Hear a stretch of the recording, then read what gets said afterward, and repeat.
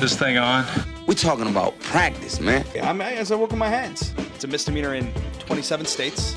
You gotta be comfortable with your co-host in this amount of space. Yeah, I can see me and you. This guy runs a state. You get that through your head? You just got hashtag content. Technology and stuff. Open your grill. It's stuck in your teeth. Now I have to mark them so I don't get to lick mine. You're not really that stupid, are you? Quavos. I'm just here so I won't get fined. We're never lie editing this time. The ceiling is the roof. Let's make it happen. Big changes at One Bills Drive. Who's running the show? Mark Ludwiczak of Bills Digest joins us to discuss the Bills front office spring cleaning. And the Sabres managing to fall back in this year's draft, but that's not necessarily a bad thing. Plus, why did a couple of Steelers need scolding during the NFL draft?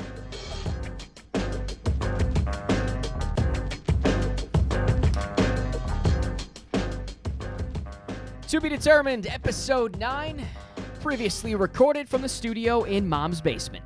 One of the same. At Sports by Bond, Stephen Bond.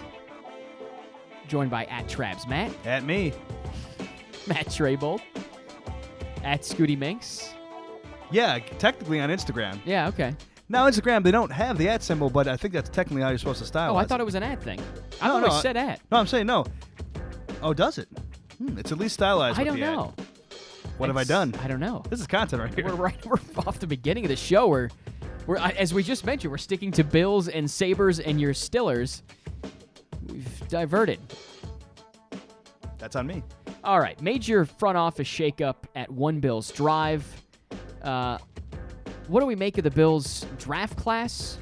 Mark Ludwiczak, editor of Bills Digest, going to join the show. And our fitness expert, James Whelan, stopping by to discuss why we should all be taking vitamins. And 4 in particular. Little preview of what's Flintstones? ahead. Probably not Flintstones. Probably not, Maddie, if I had to guess. Maddie, what's the word this week? The word is Bills. The word is Bills this week. And I think I even wrote that in the rundown. And it should have been Bills with an exclamation point because, Yeah. woo, daddy. It's been a lot. It has been a crazy 4 days. Crazy is a good way to put it. 4 days of just nonstop. Nuts. Macadamias, Craziness. cashews. The latest Sunday, the day we record the show, Doug Whaley out as general manager of the Buffalo Bills. After 4 of them things. After Seasons. 4 of them. 4 seasons, true. His legacy, as I wrote down here, Matt, I think is twofold. Of course, Terry Pagula, the owner of the team, firing him after the draft, which makes perfect sense to me. I like when they fired him. You don't want him to try to sabotage the draft, so you let him stick around until the draft is over. And even if you let him go, you don't want someone else picking him up just for the draft to say, have all your secrets. where are the Bills going? Because the Jets, the Dolphins, and the Patriots would love to do that. That's a great point. Anyone in the AFC would love to do Well, that. the Patriots love Patriots would taking- definitely love to do that. So that's why I like the move. They clear house, pro and amateur scouts all gone. So you're going to let a new general manager pick all those people. Maddie, what is Doug Whaley's legacy with the Bills? Obviously, you're going to have plenty of negative points. I mean, you're E.J. Manuel. There's plenty of that kind of stuff. But I think... Overpaying for Sammy. Yeah. I think there's, though, plenty of positives, probably more positives than a lot of people, especially the fans, are mentioning. I mean, Lorenzo Alexander and Zach Brown are magnificent finds. They are In the free agent legendary market. finds. Yeah, in the free agent market. These are guys that were really nothing in their NFL career.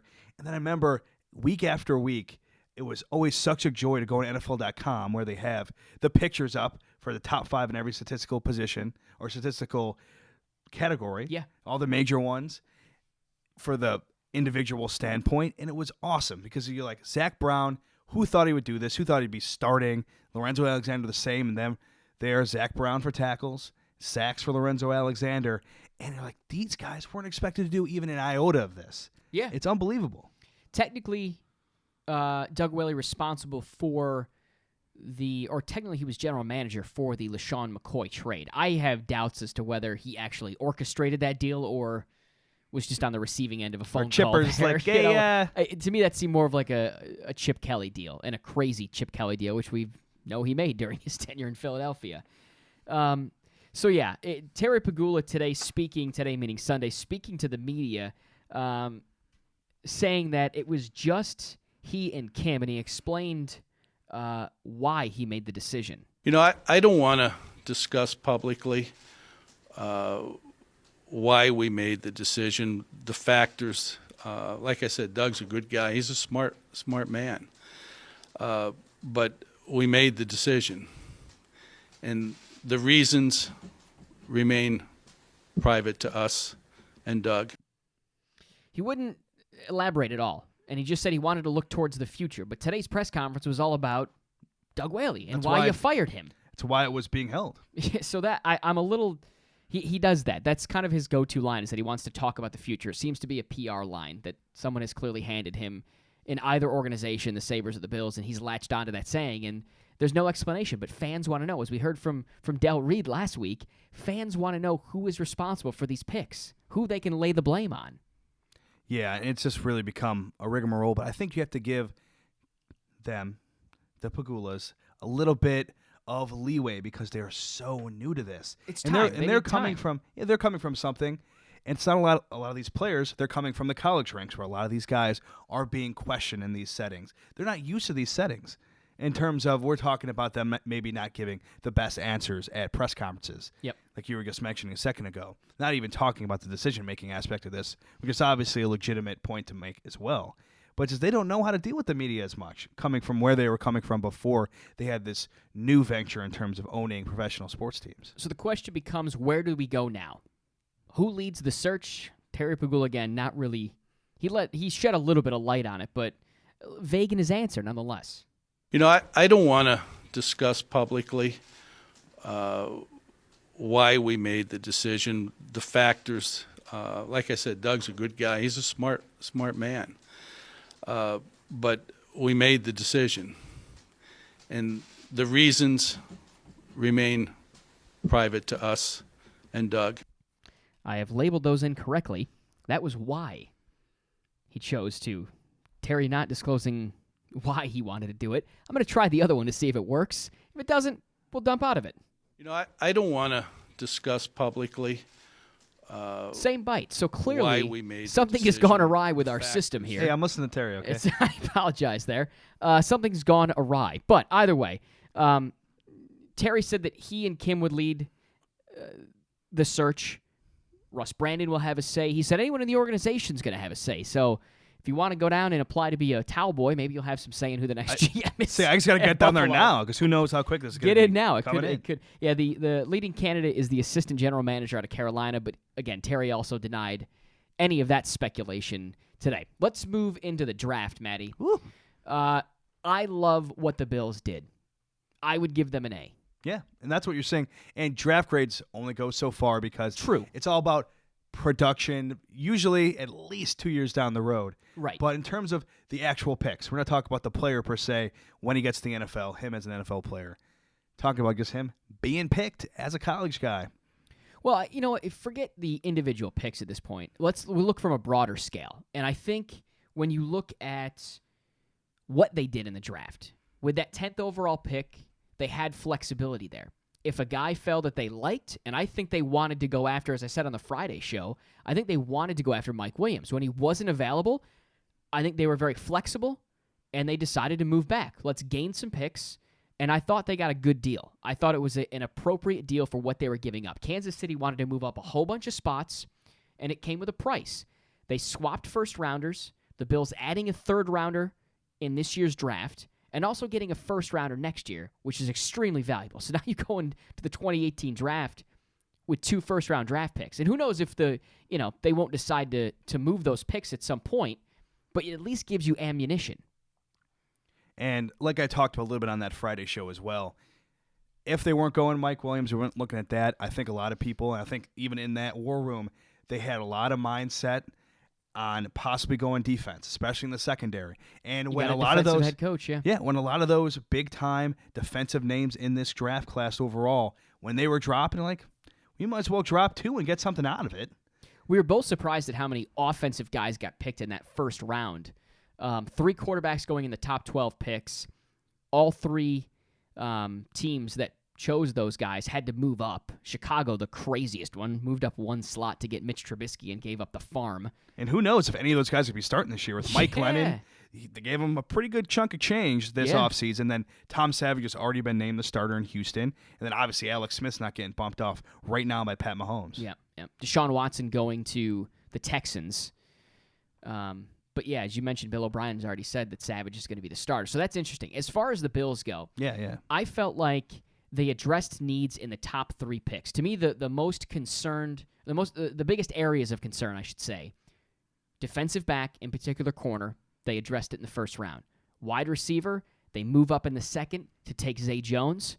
Big wide receiver, a guy that has maybe the potential to be a number 1, but at the very least right now I think is a very capable number 2. Which Sean said they don't have. So Yeah, they need. Regardless of what Sean McDermott said, and he can't diss any of his current guys by saying, yeah, the number 2 just simply isn't on the roster. I get why he had to say that. They went out and by drafting Zay Jones, you're saying this is the guy that's going to be our number 2 wide receiver, and he's got the height to do it. The third pick of the day, also coming in that second round, was an offensive lineman, and they moved up to get the O lineman. So they were aggressive when they needed to be. They were flexible when they needed to be, and I feel like they addressed needs. The only place where you say they didn't address needs was linebacker. yeah. But how do you do that? You can only do so much with the picks that you're handed, and I felt like they made every move they could possibly make to get those positions. You needed 4 really key positions. You got 3 of them. That's pretty good. Aggressive when they needed to be is a great line by you because that's what they did with Zay Jones, and that is such a big draft pick if you ask me, because this is a guy, they're looking more at a Juju Smith-Schuster in terms of where they were more middle of the second round. Right. I mean, they needed to go up and trade up in order to get Zay Jones because he would not have been there, if you ask me, in terms of their pick in the second round. So that's huge. But yeah, you're right. I mean, they did pick linebackers, a couple of them on day 3 there, but these are like mostly probably special teams guys. Or maybe not even on the roster. And they have definite need at that position. It's really too bad they didn't go out and get guys. I think there were guys available that could have been difference makers at that position, and they went out and just did not get that, I don't think. I mean, it's a little bit early, but Nathan Peterman may be the most intriguing pick of the draft by the Bills. A guy that fell. Some experts, talking heads, have said that Peterman is the most pro-ready quarterback, which is insane to think about, given that he's a late 5th-round draft pick. But maybe it's true. yeah, some people had him even going late in the first round as the heir apparent to Ben insane. Roethlisberger. That's crazy to think about. Because he's just, you could say game manager, even though that term's kind of used way too much.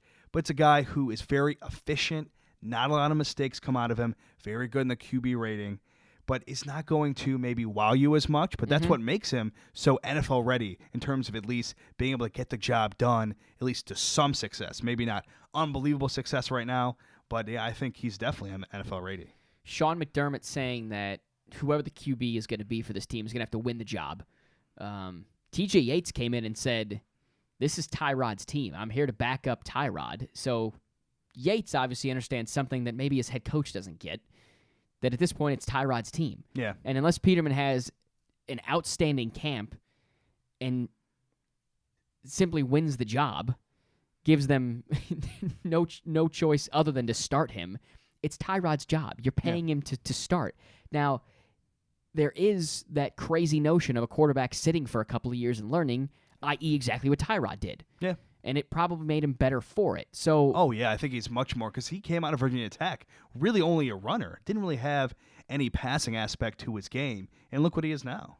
He's more, very prolific downfield. Yeah, he's more run heavy than pass heavy, I would say, in terms of his skill set. But he's still someone who can definitely throw it. Sure. Listen, he's not without flaw, and we know that. I'm a big Tyrod fan, so admittedly, I like what he brings to the table.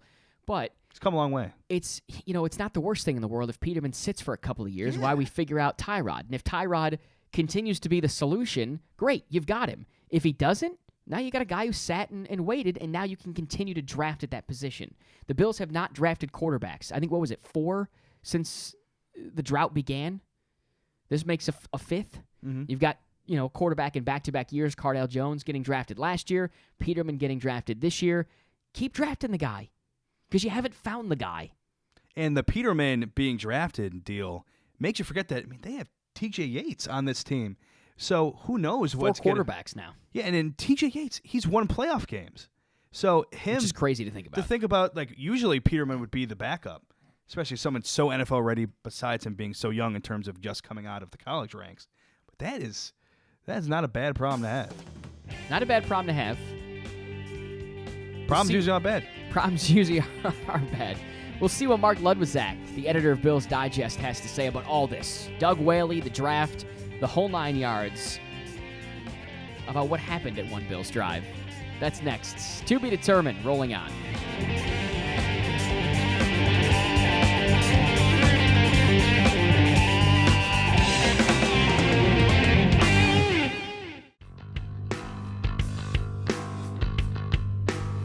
It counts as 3/4 of your daily servings of fruit and vegetables. It's TBD, and we're back on it. At Sports by Bond, at Trebs Matt, and I forgot to get Luds' Twitter handle. I should have this. Mark Ludwiczak, the editor of Bills Digest, and I think I got the last name right. That was as well said as it's ever been said. Golly. That was magnificent. Yeah.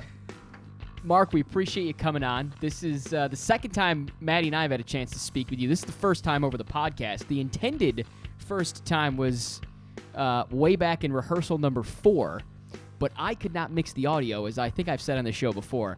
I was having all sorts of trouble. And that was the 4th rehearsal, so there was no excuse by me, but it was all over the place. And I'm like, oh my God, we can't air this. So I think I figured it out thus far. I don't know. But that episode also butchered Luds' name. This is why I just go Luds, because that's significantly easier than Ludwiczak. You've been practicing. I did. I'm not going to lie to you. I'm like, Ludwiczak.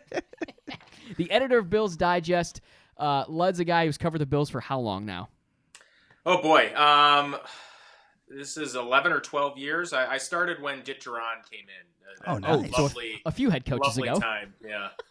Was that pre-Malarkey or post-Malarkey? That was right after Malarkey. I was at Malarkey's final. I covered his final training camp, like that summer. Oh, okay. But then full time was Duran's first year, the following year. Very nice. So he's been through a few head coaches. Oh yeah, it's the Bills. A couple of general managers and 2 owners now. So he's got quite the resume. But a guy and still no playoff games. Still no playoff games after all that, which is funny. Never covered a playoff game. Oh man! And it doesn't look like you're going to get there anytime soon. But we'll get to that. All right, who knows? Luds was in the Bills meeting room, as we were just talking off mic prior to this, for like 48 hours or something crazy like that. With the draft starting on Thursday, them going Thursday to Saturday with the draft, the news today of Doug Whaley. And that's where we'll begin, is the Bills parting ways with their general manager. What do you make of the move by Terry and Kim? And as Terry stressed, it was, the 2 Pagulas that were in charge of this. What do you make of this move? Yeah, I mean, it's a move that was long overdue. I mean, you look at the entire body of work from Doug Whaley's time here, and I mean, he made some good decisions, but it takes more than just some good decisions to be a Bills to be any NFL general manager. And the way they were, stuck up against the salary cap, a lot of the extensions that they made, that really now a lot of them look ill-advised. Just look at the way that Tyrod Taylor extension worked last year. They were in such a hurry to dismantle it because it just wasn't going to be something they could live with. So I mean, there were things that just added up. And again, the overall body of work, he made some good moves. The LaShawn McCoy trade. You go back to his input in the Jerry Hughes for Kelvin Shepard trade. I mean, there were some good moments, but overall, EJ Manuel and the negatives just outweighed the positives, and it was time for a change. Now, what do you think Doug Whaley's legacy in Buffalo is going to be? Oh, it's a good question. The word privy comes to mind. I think right now, I think EJ is the one, just because, anything quarterback is magnified to the, 110th degree in Buffalo. And, he said, even after he made that pick, he said, if this doesn't work out, I probably won't be here in a couple of years. So, he knew it. Everybody knows it. If you don't hit on an early quarterback, a guy you're pinning your franchise hopes around, you're probably going down with the ship. So again, I think I know he's been a whipping boy the last year or year or two maybe. Yeah. I don't think he's the worst personnel man in the world. He'll probably go somewhere and be a very good head scout or area scout or personnel guy or whatever. But I just think that the overall aspect of the job, that there were just there were so many personality differences. And we'd hear reports and rumblings about fights with coaches and all this stuff. It just seemed like, you think of a general manager, you need to have everything from top to bottom, in shape. You have to encompass all of that, and it just I don't know if he was ready or if it was too much for him, but it just didn't work out. It's very interesting. I didn't think about the Jerry Hughes trade. I think that's the best trade he pulled off because, to me, I think Chip Kelly called Doug Whaley and was like, I want Kiko, I'll send you Shady. And I think he was just on the easier end of that trade. I don't think he had to negotiate at all. But I'm not in the room. I don't know that any of us really know that to be a fact. That's just the way I interpreted it because who trades Kiko Alonso for LaShawn McCoy? No one. You just don't do that. Give him credit for the trade. You guys still have to accept it. But yeah, I think the Jerry Hughes thing to me is the highest. The EJ is the lowest. And really, as you look back, the organization has said time and again that was a Buddy Nix deal and not his, and trying to just no one really wants to take responsibility for EJ, but ultimately he obviously is getting pinned with this. Where does Buffalo go now? Where do they move, and how does the structure flow? Because it seems to the naked eye and the outsiders that Sean McDermott is a guy with a lot of pull and a lot of power right now at One Bills Drive. Yeah, I mean, this was his draft. It's as clear as day. This was his draft. And I do think it's really interesting to see what type of power structure they enable going forward because, first I should say I have been impressed by McDermott. Now we'll see what happens when they actually play games and when it's 4th and short at the opponent's, 42. What's he going to do? So I mean, that's a preface to what I'm going to say here, but. I've seen a lot of coaches come and go. I've seen a lot of people come and go there in my time covering the team. And I've been impressed by him. He's composed. He's self-assured. Mm-hmm. He seems like a bright guy. I think he's wowed the Pagulas in his time there, maybe enabling this move, to happen when it did. But I do wonder again as to what the power structure will be because you think about his coaching past in the league and where he came from. He came from Philadelphia under Andy Reid, and maybe where most organizations are, president, general manager, coach, on down.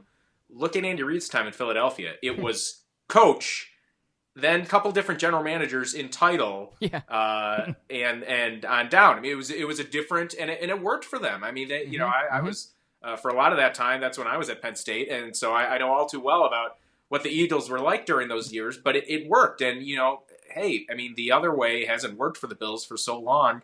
Maybe it's time to give the coach more of the power, more of the say, more of the final say, and have a general manager in title, but really more of a, personnel director, underneath him. Or maybe they go back to the traditional model. And the only thing there is, when you're not bringing in a GM and a coach at the same time, you sure as hell better be on the same page. It better be somebody that McDermott either knows very well or, somebody that would have hired him. I mean, that's where you run into danger if they're not on the same page. We've seen that here and elsewhere. And that would be my only concern if you're hiring somebody now to go above McDermott. It seems like the Carolina assistant general manager has been identified early. Pagula today just denied any thought of that. But, I mean, listen, you got to start the process. And for my money, they started it before the draft. I don't care what he's saying. That's my gut feeling is that he started it before. Oh, yeah. It's obvious this plan was in place. I mean, I think, of course they're not going to say, we told Doug in December, we're going to keep you through the draft. Right. Don't sabotage anything or we're going to sue you and, on your contract. Right. I'm sure clearly there was some off the record. Look, this is probably what's going to happen. We're gonna honor your contracts and go from there. It's clear that this plan was in the works. Now, you mentioned the draft a little bit earlier, and we still have to wait a couple years to see about the production of these guys. But what grade would you give that draft class of the Bills? Oh, I mean, that's a funny one. I always, wait with grades. I'll say incomplete Yeah. because Yeah. it's just draft grades. Honestly, are one of my pet peeves because you just don't know. And I laugh. I mean, I've kind of evolved over the draft. I go back to a decade ago. I was that draft nerd who would mock draft and read everything. And then you do that for 2 or 3 years, and you realize that nobody knows anything. And I mean, it's just. When you go back and you look at clips of people praising the Jamarcus Russell pick, and all this stuff. So I mean, I hesitate there, but I do think right now you look at how the Bills approach this draft and how they handle the draft. I mean, now it's a matter of these picks actually playing well and doing well, but they had absolute glaring needs at receiver and cornerback that they did not address in free agency. They had, if they plan on competing this year at all, at any level, they had to address those early in the draft. So, I mean, they trade down, they net an extra first rounder that gives them potential possibilities to wheel and deal when it comes to maybe grabbing that quarterback next year, while addressing, their top needs with the first couple picks.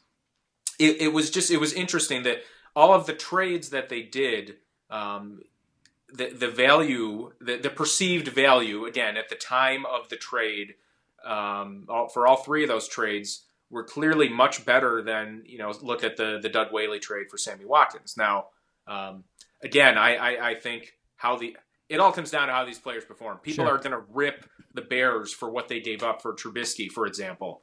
If he ends up being, the next Drew Brees, nobody's going to give anything about what they gave up for him. So, that's always, I don't like to take both sides here, but I just think, it's hard to know for sure, but the way that they approached the draft was more methodical.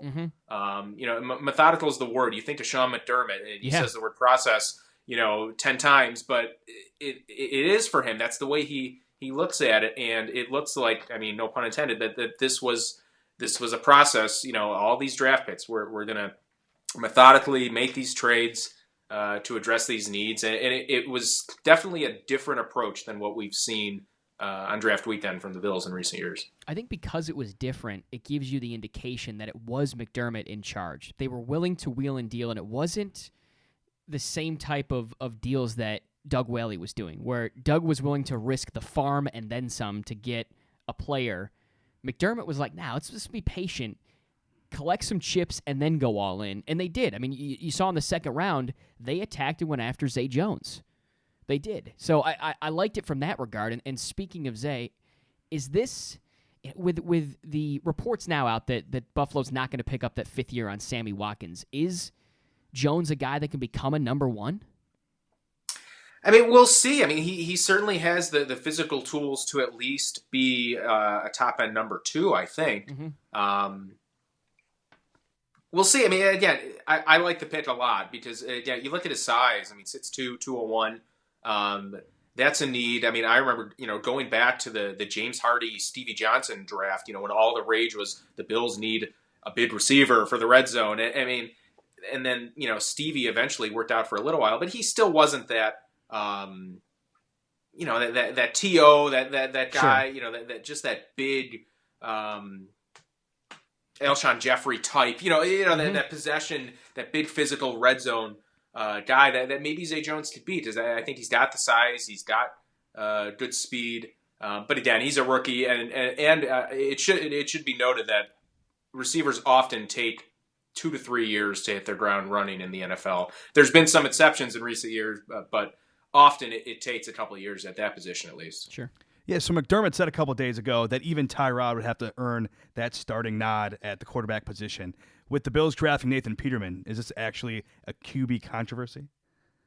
No, I mean, it's a little bit early for the word controversy, I think. But again, I mean, intriguing pick. I mean, here's a guy that a lot of pundits and scouts, will rip him often for their hyperbole before the draft, but a lot of them had this guy going higher. One of the first things after this happened, I texted one of my friends who was a diehard Pitt guy, lives in Pittsburgh, and a smart sports fan. I mean, he said it's a great pick. He thinks he could be a good pro. So yeah, I like that they took a flyer on a guy who clearly is intelligent and possesses different. I don't want to say different attributes than Cardell Jones, but really, a different strengths.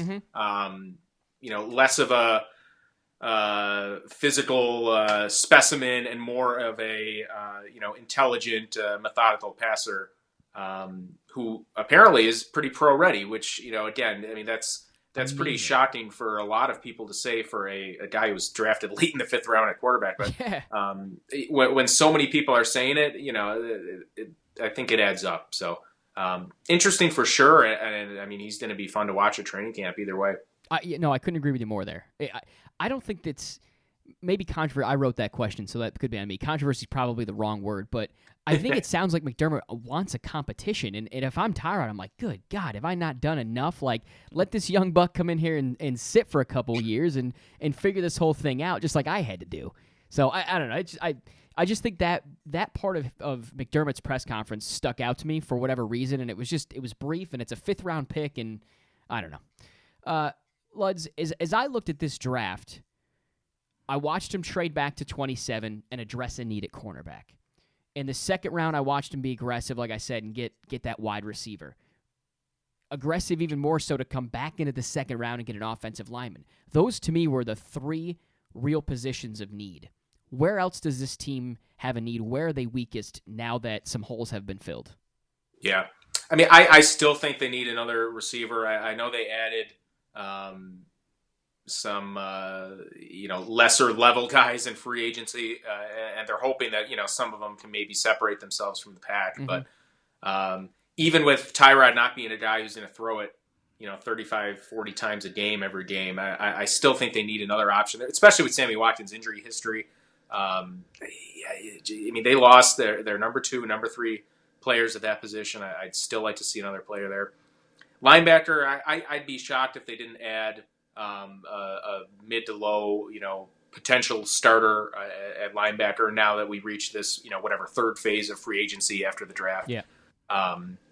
Right now, Ramon Humber is technically their starter at weak side linebacker. Wow. Ramon Humber started like 19 out of 120 games. He's a good special teamer. He's not a starter.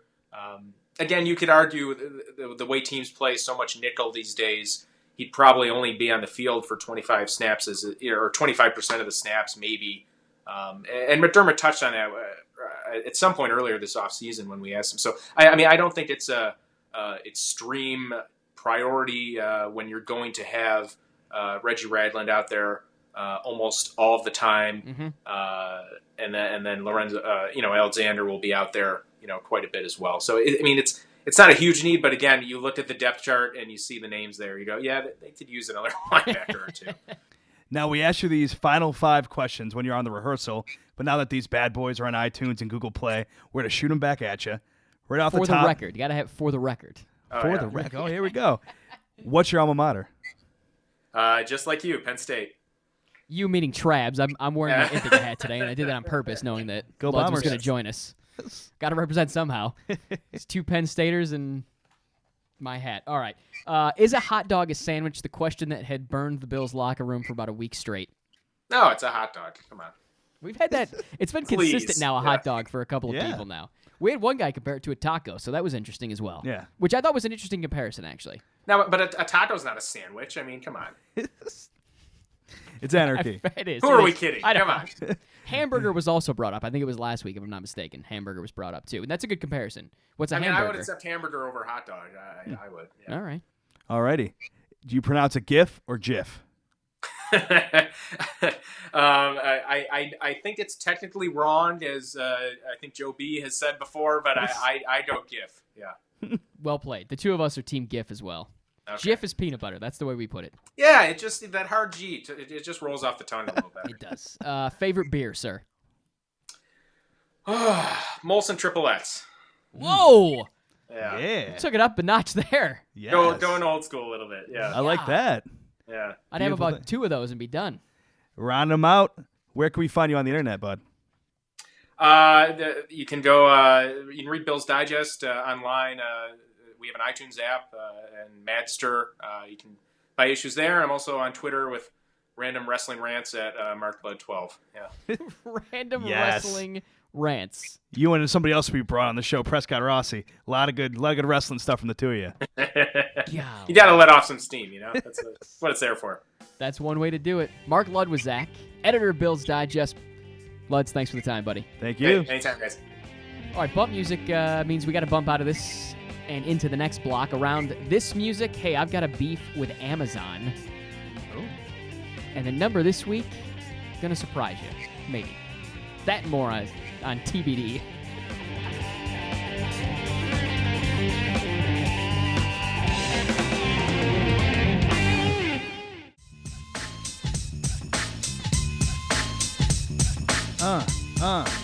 T to the B to the D. We're back. We're here. Yay. Episode 9 to be determined at Sports by Bond, alongside at Trabs Matt, a.k.a. Scooty Minx. Stage name proper. Yeah, just feeling the music here, Matty. I love it. I am. I love it. C-block time for some segments, Matty. B-side story really isn't a B-side story, but because of all the breaking news in the NFL draft, the NBA going to take a back seat, even though it is the playoffs. I sort of said it like Jim Moore there, which was bad. Because it's the playoffs. It's because we hear it off the top of the Yes, show I every know, time. it is. Just You're ingrained right. in the brain, little brain ingrained. Matty, open-ended question. Thoughts thus far on the 2017 NBA playoffs? Chalky. Very, very chalky. Yeah. Got what 1 through 4, and I think both sides of the. Not the West. Oh, The so 4 seed went down in the You're clip, right. but chalk in the East and pretty much in the West. 3 out of 4 teams. But when it comes to the NBA playoffs, I'm not sure if it's as much of a deal, the whole chalk aspect. So I think I'm okay with it. I think we're looking for maybe an excitement level. It's really not that Cinderella aspect. You could look at the Baron Davis-led Golden State Warriors going up against Andre Karolinko and the Jazz. So that's definitely a possibility in terms of Cinderella, but not as much. So I guess I'm a little bit more okay with chalk. I was really entertained by the Boston series, Boston-Chicago series. I really thought Chicago was going to give them a run there. It was like hope, and I feel bad for Bulls fans because they kind of just squeak in, and they played pretty well early on in that series, but Boston clearly the better team. You look like you had something on your mind there, Matty. I thought you were ready with the finger point there with the pencil. I thought you were going to dive into Oh, the I point thought- there, so I paused. Oh, I thought you were still talking. No. Go ahead, I'm my man. letting my man's talk. No, but it's crazy that Rondo. I almost didn't get his first name out. Rajon Rondo. There you go. Because I'm a Celtics guy, so saying that name a little tough off the top. Because You're just of bitter, that's not why. only the way he left and all that Ray Allen ridiculousness, but also because he was so good in Game 1 and into Game 2. You're just talking about it. It looked like after 2 games that series was over. We're going to have a Cinderella 8-1, but the fact was he gets injured. And it's crazy to think that he was the crux of this series possibly. And that's what made That such is a big crazy. change. Because he's a big name, but a lot of people thought he would be waived or wouldn't even be on this roster going into the playoffs. And then he ends up being the biggest part, the biggest figure maybe, because of his absence there for the rest of the series. If you had to rank that roster, so it starts with Jimmy Buckets. Is Yeah. D Wade the second best player on that team? He had that triple-double recently, but I don't know. The dunk he missed was pretty bad. No. We talked to Which we Lil touched Gabby on Union. already. Yeah, Lil that Gabby was pretty Union. bad. It was a funny moment. But I would argue maybe Rondo, the third best player on that team? Maybe even further down the roster? I don't know. The third most notable, maybe. Definitely a little bit Nemanja. He had some big-time scoring outputs towards the end. So really, not Beardy. even, okay, he's top 5. We'll give him that at Oh, least. it's Nikola Mirotic, not Nemanja. I'm thinking of been plenty of Nemanjas over the. All right, anyway. Nemanja. Rondo, It's Serbian though. top 5 player on that roster. It's funny Well, that at he least was, at the end of the year, we can absolutely call him that because of what he did in the it's first 2 funny games. how important. Well, I was just say, forget the first 2 games, but I think it's funny how important he was in those 2 games, and he's not even one of the top players on the team, is what you're telling me. But yeah, it's the change. I don't think he was coming into the playoffs per se, but it's him showing what he has done throughout the years here, mostly with the Celtics, that he's been there before. He has that kind of experience, and he really showed it that he became so much of a bigger cog in what the Bills are doing. And when I say that, I mean the Bulls. We talked a lot of Bills today. That's why. Bills in the first 2 segments. That's what happens. Out West was the only upset, and really it's a 4-5 upset. So is it really that much of an upset with the Jazz beating the Clip? Are you upset at how chalky it's been?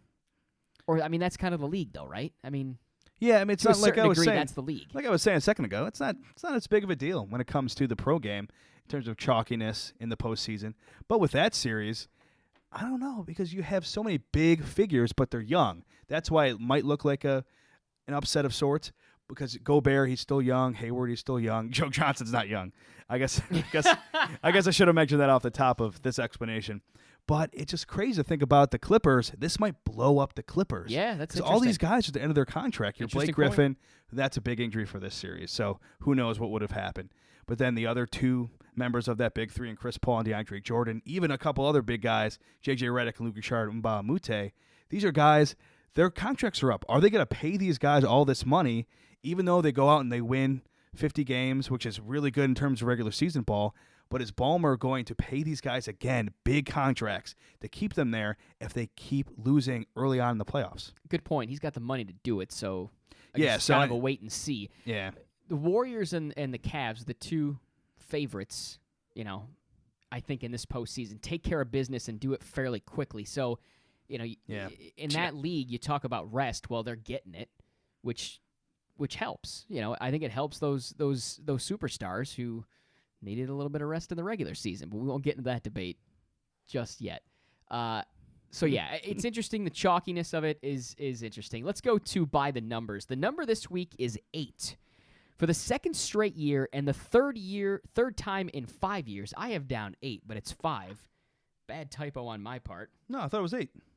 Did we say 8? I thought it was 5. I thought, didn't they get the 8th spot in the draft? 2013. Yeah, but the number is 8. Now we're confused Well, every it's 2. listener here. Hey, it's 2 numbers. Hey, listeners, we just gave you 2 numbers. Yeah, but the number that I want you to focus on is 8. And here's why. I'm gonna reread this. We're gonna redo this one here. For the second straight year and the third time in 5 years, the Sabres are gonna draft in the 8th spot. That's what I'm getting at here. That's 8. That's 8. Last year, the Sabres picked up Alex Nylander. In 2013, Buffalo selects Rasmus Ristolainen. New Jersey, Philly, Dallas are going to be the top 3 picks, as was decided by the lottery on Saturday night. Draft going to begin on June 23rd. So the Sabres, again, with that 8th pick, not great. They actually dropped in the lottery because New Jersey jumped up so much. Dallas had a horrific year. Your Avs had a horrific year, and the Avs fall down to what? I think it was 5 or 6 they ended up falling to in that draft lottery. A pretty good. It was definitely in the teens somewhere. I want to make 15.6 in my head. It might be a little bit lower than that, a little bit higher than that. Definitely in the teens, though. And that's, in terms of draft lotteries, that's a big percentage. Yeah. And to not even be in the top 5, that is rough. And that is rough. Again, I say this with all due respect, man. They were atrocious this year. We've talked on this show plenty times about the woes the Sabres had. My Colorado Avalanche were way below that when it was all said and done. So that's saying something. Rough couple years for the Sabres, and I think this year the roughest of them all. I think that's almost like a fact at this point, just because of how much talent this team had and the potential that they had. They're going to draft 8th again. But what I'm saying by this is Alex Nylander, a nice piece. You look at his brother Willie up in Toronto, and just how effective he has been in this run. You're hoping that Alex can be as equally effective. You get Rasmus Ristolainen, your top defenseman, with that 8th pick. There's still going to be a big-time player picked at 8. The question is, how soon can you use him? Probably not until the following year. I think that's what you see, the difference between the top 2, top 3, and then still very good guys, very good talents in the top 10, but the lower side of that, it's how ready are they right now, especially at that age. But New Jersey, that's even crazy in terms of the NBA. How much they jumped up. Yeah, the NBA draft lottery. That would be nuts. They went up a handful of spots. Yeah. I forgot where they finished, but they didn't have a great year either. Even after making a blockbuster trade, Adam Larson and Taylor Hall. Sorry, and friends. I drew a blank there on Taylor Hall, which I shouldn't have because he was the better part of that piece. Larson the surprise that was a 1-for-1. So the number this week is 8. The Ocho. The Ocho. That's not how they say it in dodgeball at all. I don't think that's where it's going. Did the Ocho get canceled? The Ocho was just part of the dodgeball movie. Okay, all right, never mind. So you were just mystified into confusion. I was. Let's move to Get Off My Lawn. Get Off My Lawn moment this week. You're hurting the grass. Okay? We just seeded. That's a time of the year. It's springtime. We did just see the Sorry, grass, just actually. So did I. Back home. All right, Get Off My Lawn moment this week. I made an Amazon purchase. Shout out Amazon. Typically a great company. Yeah, I mean, that's a heavy hitter. That's a big Prime, bopper. I'm a Prime member. I love the Prime app. You can get Fancy. 2-day shipping for free on Prime. Yeah, it's Prime, right? Well, they have to be, the items have to be Prime items. Oh, wow. If you're buying through Amazon. Some items aren't Prime items, rather, I should say. This is very confusing now. So I made a purchase of some equipment for the show. Got some stuff that we need for the production company, and I wanted to make sure I had it.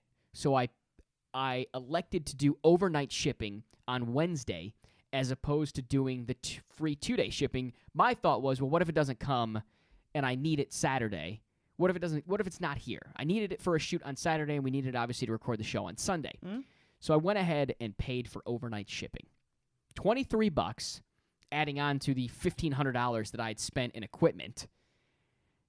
Paid the extra $23 because I figure if I'm going to spend $1,500, I might as well just spend the extra $23 to ensure that the items get here. I go to bed. I'm excited. It's always great when new packages come in. It's like this morning. So I wake up. Obviously nothing there. You got to wait until the afternoon. We get to the afternoon, and I notice one small box sitting on my front porch. From Jared? Not from Jared. Oh, Amazon. Oh, we're talking. Amazon. I didn't order anything from Jared. Sorry, Maddie. You're going to have to wait just a little longer. My pinky ring didn't come in yet? So I've paid for overnight shipping, and one item has come in. I ordered 5 in total. 5 items in total, one of which came in overnight. $23 to get one item when every item should have been there. Yeah. They didn't come in until the second day. Now, I have 2-day free shipping, which I should have just used, allegedly, apparently, I should say. I should have apparently just used the 2-day shipping because I didn't get it in one day. Is my gripe wrong here, Maddie? Absolutely not. As someone who, usually I think of something cool I want to get in terms of that I can wear or that I can drink with or something, like before a tailgating weekend. Yeah. And I'll oh my gosh, I got to buy this and get to myself really quick before I have to get out of Rochester and go wherever I'm going. And a lot of times I use that, and usually it comes. I usually don't have this problem, and that's what's so surprising. I don't get it. It's Amazon's a great company. It's coming through Amazon and Amazon Prime. A great company. Listen, I love Amazon. But it costs a lot. It costs a lot. $23 If you don't have Amazon Prime, and my family does, I'm just lazy, I guess. Or if you're using it on a non-Amazon, that's usually the case. A non-Amazon website. Whew. But getting that overnight shipping, that's a lot. How do you order on a Wednesday? That's crazy. Ordered at 2:30 in the afternoon. Was it so a holiday? Not a late night purchase. No, just a random one of those Wednesday. popular midweek holidays? Yeah, no. Not a popular midweek holiday. And it doesn't get here till the Friday. Now, I got everything, so you did. it's fine. I got everything in but before I that's needed not it. the point. But that's not the point. The point is I paid $23 extra. Jeez. And I'm not made of money. No, you're a human. As you've heard, you're a human male. I'm a human I male. don't think any human males are made out of money. Well, it's an expression, Maddie. It's an expression. I learn something and as new you've every heard day. on this podcast, we've yet to get a sponsor, so we're really not rolling in any bucks right now, okay? So we're in negative dollars. All those black market sponsors we can't talk about. We're in negative dollars. All right, so Amazon, get off my lawn, deliver my products faster. Gary's wholesale lungs. one per order. Pancreas. We're going to have to cancel the show after that, Maddie. I think we will. Because Gary's not going to be happy. I just blew up a spot. If we have a Gary listening, I apologize. All right, let's go to Twitter takes. From your Steelers, Maddie. This is an interesting one. We got Avalanche in there. That was a surprise. Yeah. And we got the Steelers in there. All my teams coming at it. 2 for 2. We'll get the Buccos in next week. Martavis Bryant, wide receiver for Pittsburgh, responding to a Twitter troll on the day of the draft. What was this? Friday? Was it Friday? The Yes, draft? because they got this guy on day 2, so the either Steelers, second or third. Yeah, that guy referring to Juju Smith-Schuster. Bryant tweeted, "LOL, that's Sammy Coates' replacement, not mine's. MINDS. Whoops. Take it how you want. Take it how you want to. I am back." So he says, "I am back" because he dealt with kind of a shiesty in terms of him. Right? Yeah, not the NFL. I think it was pretty warranted. It was definitely a little bit of a boneheaded suspension kind of deal with him. Coates responding Oh, boy. and just put a bunch of ha ha ha ha ha's after or quote in the quote tweet, Bad blood. which again teammates and not only teammates but Awkward. position mates, if you will, So because awkward. you're in the same position meetings. If they're anything like the Bills, they're dealing with veteran camps now too. Yeah. Little minis. Yeah, they're in camp. That's true. Oh, boy. Mike Tomlin, the head coach, tweeting at both of the guys to play nice. Getting scolded. So kind of an old man move, but Just like the Ex- nun with the big old ruler, the yardstick. Exactly. Is that what they call those? Yep. Coates responding to his head coach. Oh. The gumption on this guy. That's to a good way to put it. respond to The head- chutzpah. Yes, to respond to his coach, saying, he said, what was it here? No nice playing. No nice. I'm sorry, Which I'm is supposed missing the quote here. No nice playing in football. See you Monday, coach. Wow. Well, first we have Martavis saying minds, MINDS, and now he's saying nice playing. No, it's playing nice.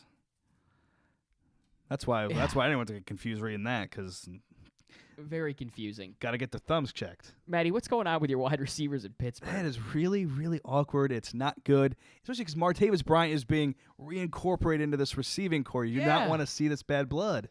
This guy's had problems in the past. Maybe you should just sign off Twitter for a while, bud. Not good. Not Shut good. her down for a minute. After the way you got suspended, you probably don't have public outings like this. Golly. All right, Maddie, that's going to do it for some segments. Around the corner, friend of the show, our fitness and health expert, James Whelan, going to break down which vitamins we should be taking. Crucial information for the bros out there. It's the bro tip. Next on TBD.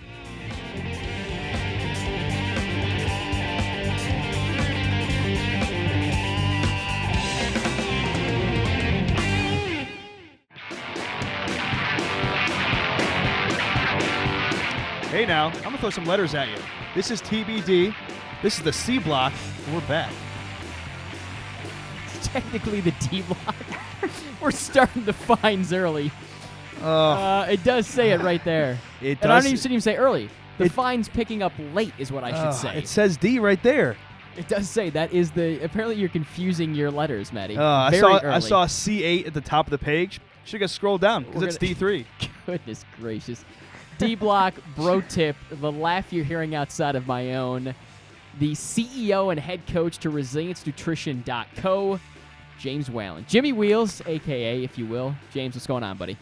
Yeah, thanks for having me again. Thanks for having me. Nothing much, man. Just crazy Sunday night over here. Crazy Sunday So- night. When you get the video version of Yeah. this, I'll get around to editing it in, I don't know, a month or so because I'm so far behind. You'll notice that James does have a microphone in the ear and only one ear. Not DJ One Ear, not a Secret Service agent. Just, it's the best pair of headphones he had laying around, so that's what we're going with. I like it. Hey. James is as I mentioned, the CEO and head coach to ResilienceNutrition.co. .co important. And also Yep, a correct. CrossFit trainer. He's a jack of all trades. And we bring James in Trying to to try be. to whip us into shape, basically, via podcast, via the pod. So one of the things via that the podcast. we do the best we can do. Clearly, we're in horrible shape on this end. On the other end, not so much. Last time we brought John James, it was right at the beginning of the CrossFit Games. So wanted to get a quick Yep. update on how you and the team and the fellas and ladies out there did. So, just in case anybody didn't listen to the last episode I was on, the CrossFit Games, it's a worldwide competition, and there's a 3-stage qualification process to that. The first stage is the Open, and it's typically out of the biggest pool of athletes. So you basically have couple 100,000 people competing worldwide. Yeah. Oh, it's I don't it's know the massive. exact- yeah, it might be it's- even it's close to a big, million. yeah. It's a lot. Yeah, I forget the exact number. I know last year was like huge. But basically, you know, the Open, it's a 5-week online qualifier, and there's a workout that comes out every week. And, you know, you do the workout, you submit your score onto a leaderboard, and then you get ranked out of X amount of athletes and in a certain region. So, you know, we're in New York, so we're in the Northeast region. In our region, we have about 16,000 men and I think about like 13 or 14,000 women competing. So Crazy. we have one of like the largest regions, in the field. So it's pretty crazy. But how did you guys finish? But so that's all done. Our team finished actually in 17th out of the region. Not bad. Yeah, very respectable. We fell. Yeah, respectable. You know, we did okay. We fell a little short of our goal, though. We wanted to qualify, or we wanted to land in 15th or better so that we could move on to the next stage, which is called the regional stage. So we fell just short. You know, it was a little bit of a letdown, but, you know, things happen. Things don't always go the way you want, but it's How all many right. spots out were you? Just kind of motivates you. Yeah. We were two spots. Wow. Spots. We finished in 17th, and you had to be in 15th to go. And actually, like on the leaderboard, basically you get a ranking for your workout each week. So like if you finished first in the region for that week, you got 1 point. If you finished 100th in the region, you got 100 points. So the way the leaderboard was set up was like lowest score is the highest ranking. Golfing score. Then. And we only missed 15th place by 5 points. Wow. So the leaderboard was extremely, extremely tight at the top. 16th place was 2 points ahead of us, and then 15th place was 5 points ahead of us. So it was very, very tight. Yeah, that's all the motivation you need. Yeah. Holy it was good. I mean, it was a good year. We had a good season and stuff. We just, you know, fell a little bit short. Sure. Well, congratulations on that. But James. it's all right. That's pretty. Thank is you, amazing. Absolutely amazing. So Thanks. most people, they know about whey protein and creatine. What else should people be taking, though? Yeah, we want to talk about some nutritional type stuff absolutely. here. I was talking to James about this ahead of time, and I'm like, all right, what can I do for the upper body? He said, no, we're going to talk about some vitamin type stuff. He knows his stuff He in a lot does. of different fields. Might as well get all the knowledge. Basically, I'm helpless for the whey stuff. Yeah, you know, so there's a lot of talk out there on like, you know, what you should be taking. You could, you know, there's plenty of vitamin stores and spread throughout the U.S. We have GNC, we have like Vitamin Shop, we have, you know, they sell it at any grocery store that you go to, and it basically sometimes when I just look at the bottles, it just looks like letters on a bottle, and you don't really know what it is. So you know, there's a couple of different trains of thought. As a dietitian, I should be telling you that you can get all of your vitamins and minerals from the foods that you eat. Sure. So, you know, if you eat a well-balanced diet, you should be able to eat the proper amount of vitamins and minerals and not really have to take a supplement. Unfortunately, though, that's not usually the case. So, you know, not all of us are eating a well-balanced diet. We like to eat the same foods often. Like for myself, I typically eat the same breakfast every day. Wow. Don't really change it up. Ever? Yeah, I usually have I have like 4 eggs, bacon, and a bagel or bread with that every morning. I get down with that. That's not bad. Yeah, man. So it's pretty usually, you know, I don't really change up my breakfast, but you know, my lunch and dinner is different. But you know, for the average day person who, you know, may be deficient or not getting as many vitamins and minerals, usually they're taking some type of supplement. Usually one that everybody is on is a multivitamin. And typically a multivitamin has like a slew of vitamins in it. And a lot of people, though, think that, you know, they're kind of useless and that you're just making really expensive pee.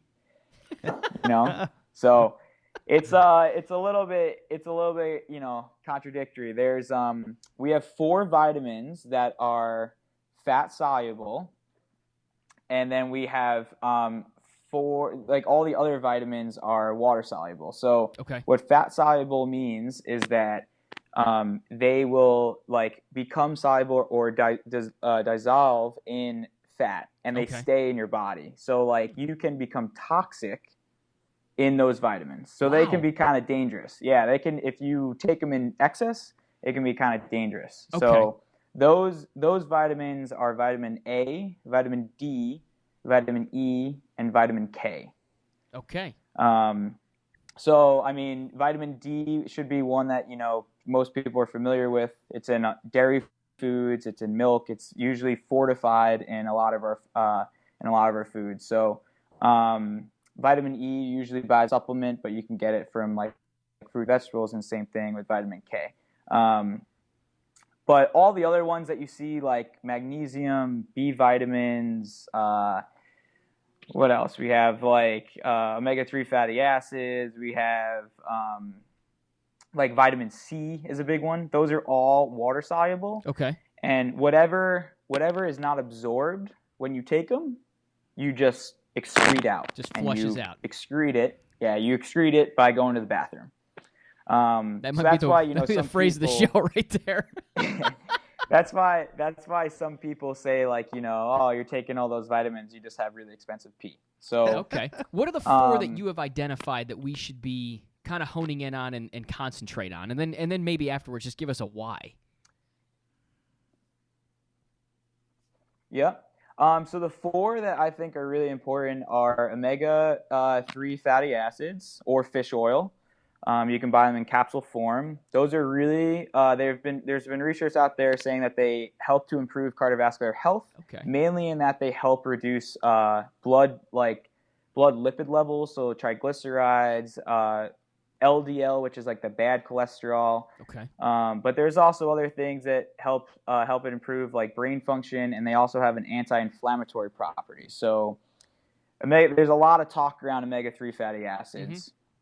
The other one was B vitamins. That's one of those that we could excrete out. Sure. Because it's not a fat-soluble vitamin. But basically, when we exercise or when we're physically active and we basically use our muscles, we are depleting our B vitamin stores. So it's really important that we get those B vitamins back after we're physically active. Okay. And you can typically get B vitamins from any animal product. So like, meat, dairy, any chicken, anything like that. Mm-hmm. So you don't need to take a supplement, but that's, it's a pretty important one. So okay. The third one I had was magnesium. And magnesium has also been known to help and aid in cardiovascular health. It's also been found to help improve muscle contraction and release. So basically, like, when we're either working out or being physically active, our muscles are constantly contracting and releasing, and that's basically how they work. And they found that magnesium can help with that function. Okay. And then the last one is vitamin D, which I talked about earlier, and that's a fat-soluble vitamin. Now, that's one that we need to worry about because we don't necessarily excrete it. Okay. But it's actually kind of crazy because it's been found that most Americans are deficient in vitamin D. And, a lot of people say the other thing, too, you can get vitamin D from the sun if you just, go out and hang out in the sun. But of course, me being in Rochester, where it's gray and cloudy every day, we don't really get a great vitamin D intake or whatever. We don't collect it well from the sun. And they've actually found that Rochester is like a kind of like almost like a red zone, I guess you can say, of vitamin D deficiencies. Yeah, but Probably you can get it from sunlight. It's funny they call it a red basically zone, by the way, because it should be like a blue zone or a gray it's zone. Like, I don't even know. I don't know. Like like the zombie apocalypse where like it happens. Like that's where it is. But yeah. So you can get your vitamin D from the sun. You can also get it in supplement form, and you can also get it from food. And basically, vitamin D helps with our bone health. Okay. It helps has a certain reaction with calcium. And it helps improve our bone density. But it also has inflammation properties, like anti-inflammation properties, kind of similar to fish oil. Okay. Yep. And they've also found it to be helpful for respiratory health as well. So it's kind of important. So, but again, like all of these, you're getting them in all the foods that you're eating. But it's important that you kind of vary up your food choices so that you're getting a good slew of them, so that we don't just overload one or don't get enough of the other. And if you do decide to take a supplement, obviously talk to a professional before. Yes. Okay. Yeah. A lot of medical professionals will ask you if you are taking supplements. They want to know that so that if you are on any medications, whether or not the medications will interact with that, or if the supplements will interact with the medications. Gotcha. So that is a very important thing. Yep. All right, James Whelan, the CEO, head coach for ResilienceNutrition.co. I'm going to get a little of that That's right. music going in there. I'm trying to mix and bump out at the same time. Not a good combination because I can only do one thing at a time. James Whelan, head coach, CEO, ResilienceNutrition.co, also a CrossFit trainer. James, we appreciate the time and the knowledge. I kept saying okay because I feel like I'm a patient or a client of his now, and I'm just writing stuff down. We got. I kept taking notes. We both got notes. Take notes. We always learn so much. James, thanks for the time, buddy. Appreciate it. Thank you. Not a problem, guys. Thanks for having me.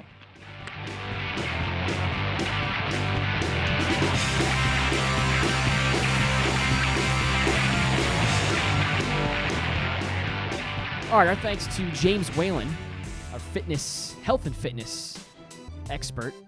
Great little nuggets there. So remember those 4 that James had talked about: fish oil, magnesium, B vitamins, vitamin D. TB, mag, A lot of letters fish there. oil. Fish oil. A lot of letters there. All right, let's jump to It's Got Legs. Nike, Under Armour, Adidas all saying thanks but no thanks to LeVar and Lonzo Ball after LeVar wanted those companies to license the Big Baller brand. Now, just for frame of reference here, Lonzo probably going to be the number 1 pick in the draft. Definitely one of the top candidates. So let's say he does go number 1. Where did Ben Simmons of LSU, what did he get from, Nike last year? Well, a measly 5-year, $20 million deal from Nike. So it's pennies, really, when you're thinking about it.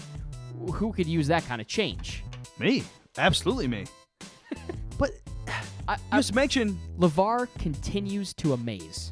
It's just selfish. And now what was the latest? He was saying something about going over to a Chinese company? Yeah, okay, they might have the money to give you because, I don't know, maybe there's some company over there that's big that hasn't reached over here yet in terms of publicity and notoriety. But in no way is that going to be bigger than your Nike, your Under Armour, your Adidas. He is taking millions away from his son. Oh, he cost his son millions. And if you look at this, it's just selfish. He's at not least acting like a $4 million parent. a year. We're talking about a parent here that gets to that to his son. That is crazy to think that he is a parent and this that happened. Cost his son millions. Not $40. $4 million. Amazing. I wonder if it's because Stephon Marbury is such a big player in the Chinese league. Is he talking about Starberry? I don't know. Starberry, I think, made a comeback in the holiday season, this most recent one. I don't know, but continue to watch that. We'll see where LeVar or where Lonzo ends up signing. I Poor should say just Lonzo. LeVar because it's probably going to be LeVar. Lonzo. All right, our thanks to Mark Ludwiczak, the editor of Bill's Digest. Our thanks to James Whelan, the CEO of ResilienceNutrition.co, for jumping on with us today. Much appreciated to those guys. It was a busy show. Make sure you check out the post-game press conference released on Wednesdays. Make sure you check out the new Friday show, also on YouTube. Maddie and I just taking a few segments, ranting, quick little thing to enjoy on Fridays. Download, subscribe this show, iTunes, Google Play. If you're an iTunes user, leave us a review. Check us out on Twitter, @TBD_show, Instagram, @ToBeDeterminedShow. Email us, tbdmailman@gmail.com. And one more thing. Yeah. We got to thank our senior producer. Mitchell Beluco. And Hey, he's our in my executive producer, Sports by Mom. Later, boys.